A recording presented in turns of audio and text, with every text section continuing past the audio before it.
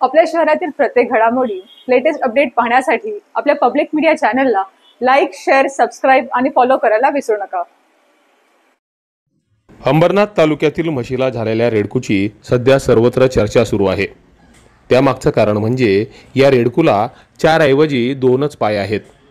हे रेडकू जेव्हा जन्माला आलं त्यावेळेस त्याला फक्त 2च पाय होते आणि त्यामुळे या रेडकूला उभं राहणे देखील मुश्किल झालंय।